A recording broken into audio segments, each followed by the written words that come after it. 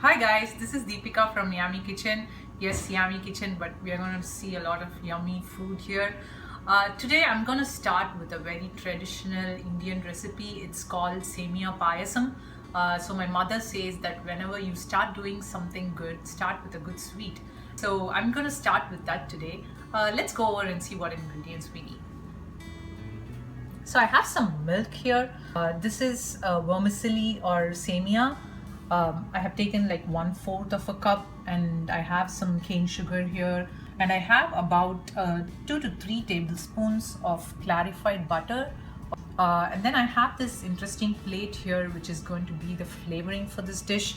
So I have some cardamom, have some saffron. Have it closed because you always want to keep it closed because it has a lot of flavor. I usually keep it in the freezer.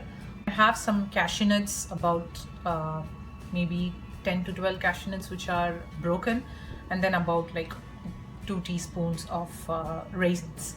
So those are the ingredients, guys. It's very simple, but it's delicious, believe me. My husband loves this and we always make this at home. So let's go over to the kitchen and start cooking. I have a saucepan here, non-stick saucepan, which is heating. I have unroasted vermicelli here. If you have roasted vermicelli, then you don't need to roast it for a long time.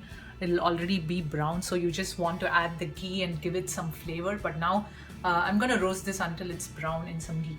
So in the ghee which I have, I'm just going to take like very little, just maybe half a spoon. That's it. Add the vermicelli.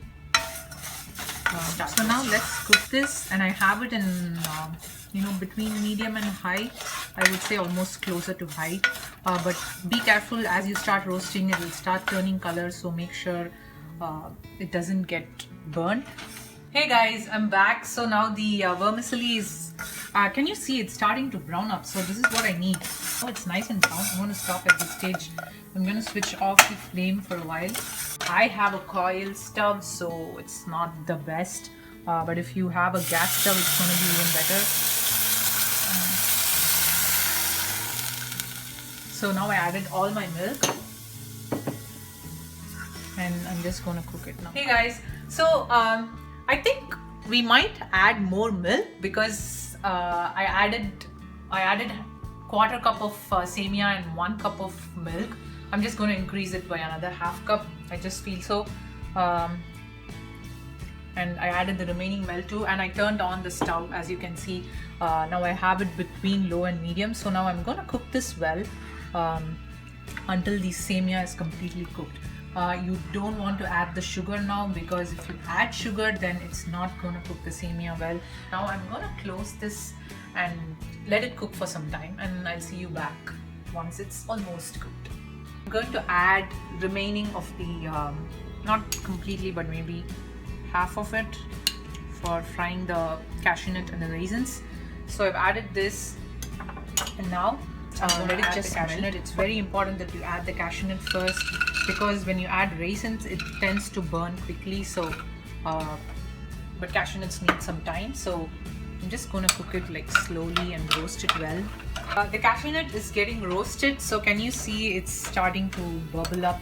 The ghee is bubbling up, and you're getting the light golden brown color. This is how the payasam becomes.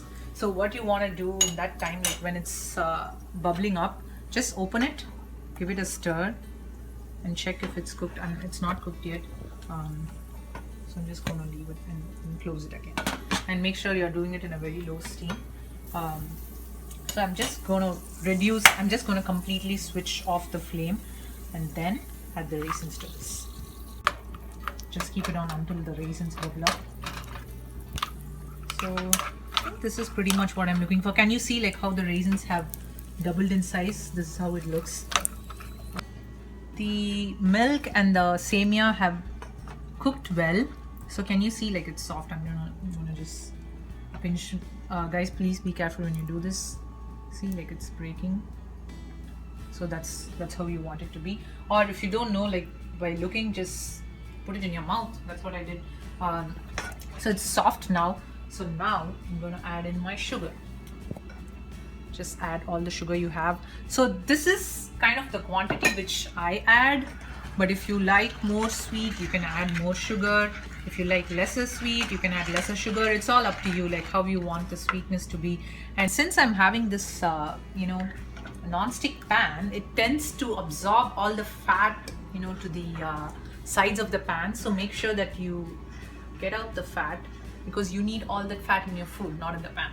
Going on to the saffron, I'm going to take very few strands. This is going to be very, very flavorful, guys. So make sure you don't add too much, then you'll just be saffron. So to this, I'm going to add just maybe half a teaspoon of milk, and then start mixing this well. Some people just add the saffron like just as the strands, but I think if you do this, it just increases the flavor level by like 10 times.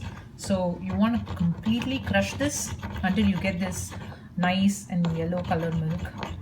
I think this is good. Now I have a nice orange color. So I have my saffron ready, I have my cardamom crushed, and I have all my seasoning ready.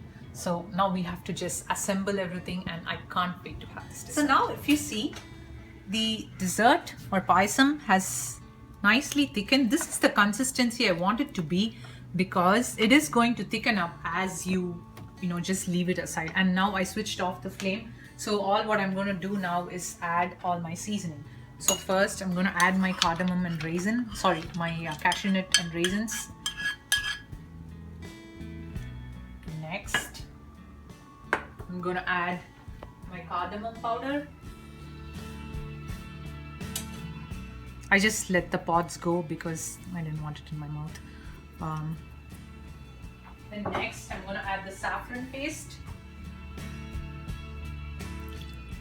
And if you're looking for saffron, you will get it in any Indian store, or you will get it in any organic market. If you want to have a good dessert for a satisfying meal, you should definitely try this. So I'm just going to let this simmer for a few more minutes until it becomes a little more thicker, and then it's ready to take in. Now the payasam is done. I just can't wait to dig into this. Now I'm going to transfer this into a small cup.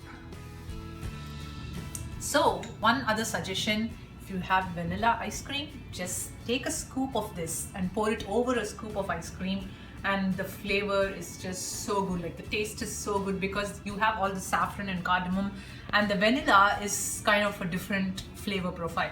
So I'm going to give this a taste. Make sure you have some cashew nuts and raisins.